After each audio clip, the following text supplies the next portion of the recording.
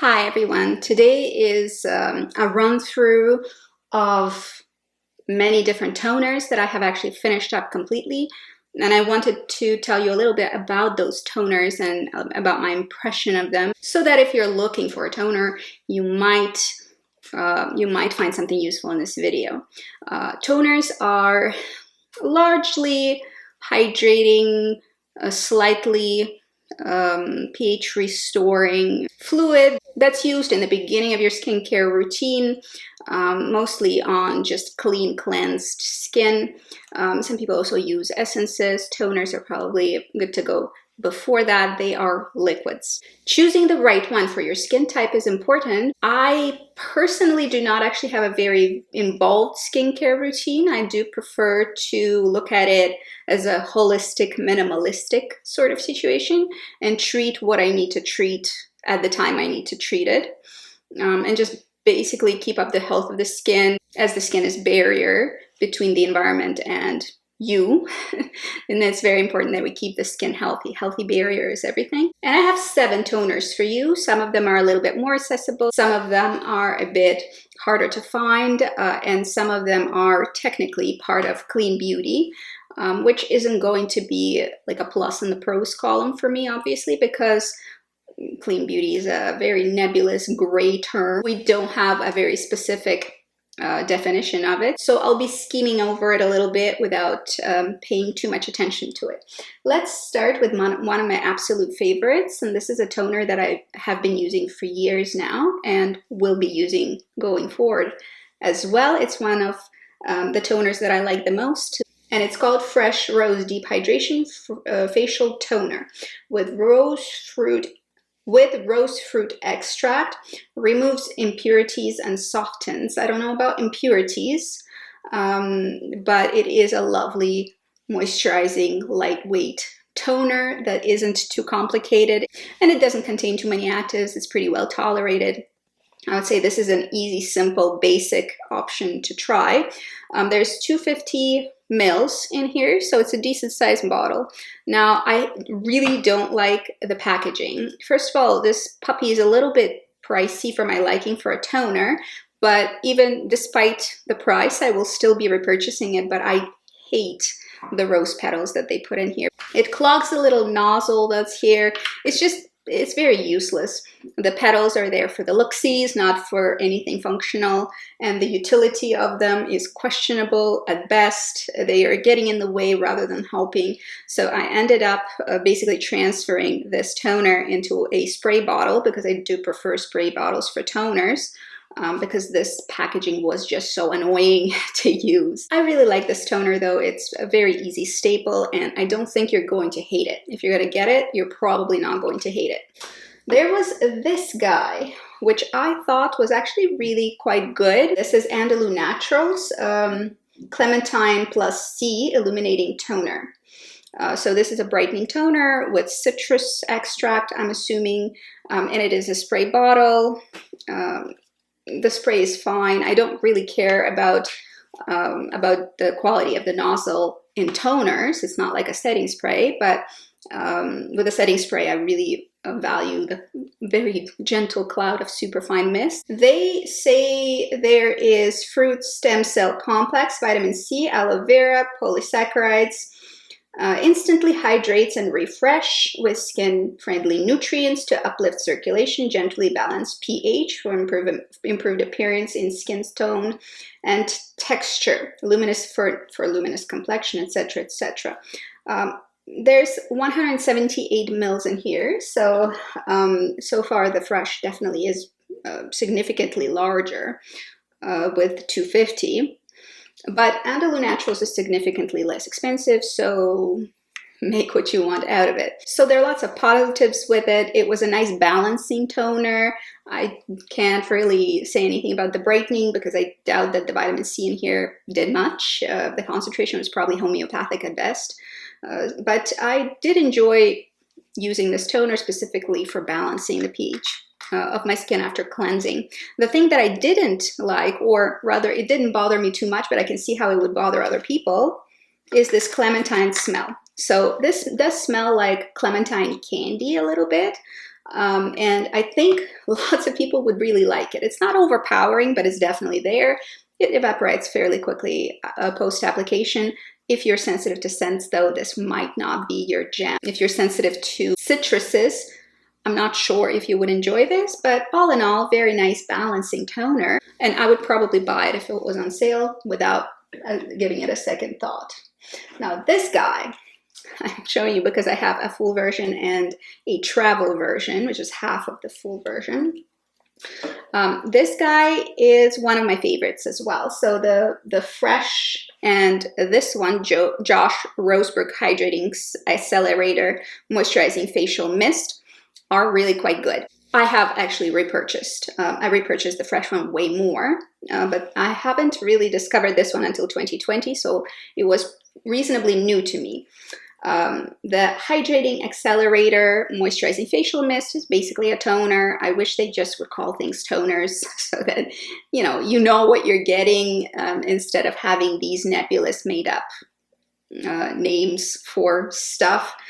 Josh Roseberg brand is clean, and it's rather pricey for what I think what they're selling, in my opinion. However, the quality so far hasn't been a problem in anything I've tried from their brand. So ingredient decks are decent as well. Here we have 120 ml, so it's under half of what Fresh offers. However, the price is not quite reflective of the amount of product that you get. This one does not have any discernible smell. It smells a little bit herbal, which is probably because there are components here that are herbal in nature. So nothing problematic detected by me with the scent. And I like that they don't go overboard with promises. It just says suitable for all skin types, and I would agree. It's a hydrating toner, that's all it is. This is aloe vera based toner, and the very first ingredient is aloe vera, which is really nice for hydration. Not everybody is going to enjoy the slightly tacky feel of it. Here, the tackiness did not bother me too much. It just created a nice hydrating veil over the face. They have jojoba seed oil. The molecule of this particular oil is kind of similar to what we produce ourselves, the sebum we produce, so it normally does not create a problem on anyone's face. Then we have marula oil, vitamin E, I suspect homeopathic amounts as well, evening primrose oil, grapeseed oil, etc., etc. The rest of them, I'm assuming, are lower down on the list and probably, again, in the amounts that don't really make a difference. So essentially, this is an aloe vera toner. I'm not sure about its capacity to balance your pH, which I think the other two are doing quite well. But I enjoyed it. I liked it. I would probably purchase it again if it was on sale, because I think they are asking way too much for what we're getting. We're probably paying more for the fact that it is clean luxury, and not so much for what's in the ingredient deck. Although the ingredient deck is huge, the lower you go down on the ingredient deck, the smaller the amount of molecule that they are offering. And in the end, you have, for instance, rose flower powder, and that's so low down on the list that I probably inhale in the regular air more of the rose powder than comes in this particular toner. However, it's a thumbs up for me still. I had a good time with it. This one was sent to me by the company Definitive Rose, and I'm not even sure if they're producing this anymore. I'm not sure what happened with them with the pandemic, but this actually was really great. I was very happy with the results I had, and it's Definitive Rose Whole Plant Organics Facial Toner, Rose Neroli. I was super happy about the messaging, not too much. They're not promising you 15,000 things, meaning of which you don't know. And this is a Quebecois company, which also tickles my fancy because I have lived in Quebec for 10 years and I love the province. And I really enjoyed living there while I was there. ingredient deck is really small, and I like that. I like it when they're not trying to sell you a huge ingredient deck. We have water, rose distillate, neroli flower distillate, lavandula, lavender flower distillate, potassium sorbate, rose oil, and jasmine oil. So a pretty tame little deck of ingredients. I'll have to look into. I don't think they're very expensive either. I'll have to look into this company and see if I can find them, if they're still operational because of what's going on in the world. I'm gonna take a look and maybe try to find them and repurchase this guy. I don't believe that it was expensive at all, and the quality was pretty great for what you get. By the way, with this one you get 100 ml, and it's a nice glass bottle, which hasn't been the case for any of them so far, even the expensive ones. So here you get 100 ml, not that much, but I did like it, and the pricing was fairly reasonable. The next one is Kiehls Cactus Flower Tibetan Ginseng Hydrating Mist, Refreshing Facial Mist. Messaging is fine. I like Kiehls as a company. I do believe that they create fairly decent products. Again, it's a sprayer bottle. Nothing offensive about the scent. It is kind of herbaceous, which I actually quite like. I'd rather have herby smells than I would candy, yummy, clearly artificial smells in my skincare. Cooling facial mist. Purifies and hydrates the skin, improve overall appearance for revitalized, healthy-looking skin. There is cactus flower extract. There is Tibetan ginseng, which they talk about for a while. There is lavender, geranium, rosemary essential oils. Lavender essential oil is here probably in a very tiny amount. If you are having issues with sensitive skin, skip essential oils as much as possible unless they're like so far down the list that it doesn't really matter. Lavender specifically can be sensitizing. Same can go for a variety of citrus oils that can be sensitizing for delicate skin. Overall, I thought it was a good product. It was okay. I didn't mind it. It was middle of the road. Didn't impress me enough for me to want to repurchase. And the presentation is actually, I think it's pretty weak. I wish they rebranded. Their marketing is like, we are an apothecary, old school, we've been in business for a long time. In fact, they say since 1851, and that's like their branding all over. But I think they probably could do better on the packaging. Now I'm going to pick up this guy, which I got at the Detox Market on location in Toronto, because I was very interested in this. This is Kylie Gran or Kylie Gran. I'm not sure how to properly pronounce the name of this person. Essential Hydrating Rose Tonic with aloe vera, organic glycerin, Bulgarian rose oil, etc., etc. It's a 100 ml bottle. It is also glass, which is nice. Weighty, beautiful presentation, great messaging. Kiehls should take a note. Nice marketing. Again, this one has a spray. Basically all of them except for the first one have a spray bottle. That one was a good product. It did have a little bit of a floral scent, but I think that was probably because the product contains floral ingredients, not because it was scented necessarily. Again, this is like luxury, clean beauty brand. So if you're into that, it's a big one. The magic is in the mix. Anytime I see words magic in marketing, it grinds my gears. I do not like when the word magic is present in cosmetic marketing. I hate it. In fact, why? One of the pet peeves. Shake well. Spray in the palm of your hands. Mix with 1 pump of essential serum. So they are trying to sell it as a combo with the serum, and you have to like mix them both together in a certain proportion in your hand before application. This is way too complicated. No, give me a product that is easy to apply, please, and do not try to shove the entire line down my throat if I only want to try one product.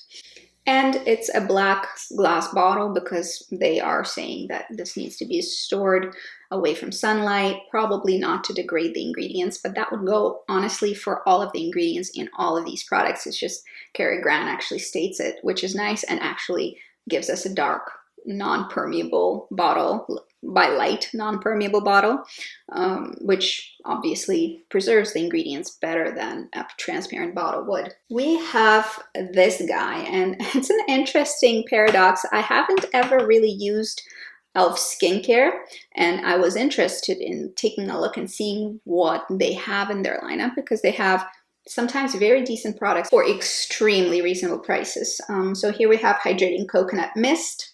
Says hydrates skin and refreshes makeup with hyaluronic acid and vitamin E. This guy is 80 ml. It's only a few bucks. It's really very affordable. We have no parabens, no sulfates, no phthalates. So all the words that a lay person would look to exclude out of their cosmetics are here. There's nothing wrong with parabens, guys. It's fine. Parabens are fine as far as we know. Given the data we have, the freak out over parabens is entirely made up. We have no evidence that they are creating any damage. So here we see this lightweight mist hydrates the skin and refreshes makeup with an invigorating coconut scent, which I wasn't really a fan of. Enriched with coconut oil, vitamin E for nourishment of the skin. Oils aren't particularly nourishing. Most of them do not have molecule size large enough to actually penetrate the skin. Some do, most don't. In terms of the ingredient deck, it's not bad actually, so pay attention. This is a hydrating mist, and these are the kinds of ingredients we'd be looking for.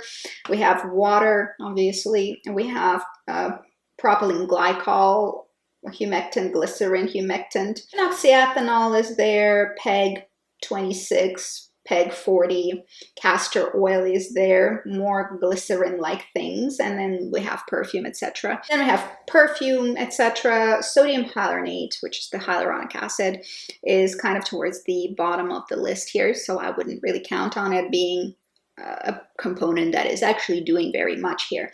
So coconut water and coconut oil are at the very, very bottom. So these ingredients are there in very, very small quantities. Given the ingredients, this is a hydrating spray full of humectants. This can go direct on skin. And I wouldn't say that I used it as a toner per se, but I ended up kind of grabbing it as a prep step for makeup. This is not a toner per se, but I did end up using it kind of like a toner, and I didn't notice any deleterious effects. It was decent. It's just humectants here. Don't expect miracles, but if you have a few bucks and that's all you can afford, it's actually quite fine. There's nothing wrong with it. So these are the toners that I have tried in the last while and have used in the last while. I enjoy these. None of them were a complete fail, terrible, horrible ingredients that are just unacceptable. I haven't come across that, but I do tend to read the ingredient deck before I purchase, so that's also not surprising. All of them are reasonably nourishing. Some of them have better pH balance than others, and for some of them I have no idea what the pH is because they don't list it anywhere in packaging, anywhere on the website. I'm almost tempted to buy some litmus paper for pH measuring and try to grade them, but that sounds like a lot of work, so I probably won't do it. Which toners do you find to be very effective? Let me know. I am going to be on a hunt for a new formulation to try in the next little while, so let me know down below. Perhaps you have something in mind that is of good quality, hopefully has a spray bottle, but not necessarily, and does what toners are supposed to do. So leave it down below. I'm curious and I'd be very grateful. That's it for today. Have a good day. Stay safe. Take care of yourselves. Take care of your loved ones and have fun. Bye-bye.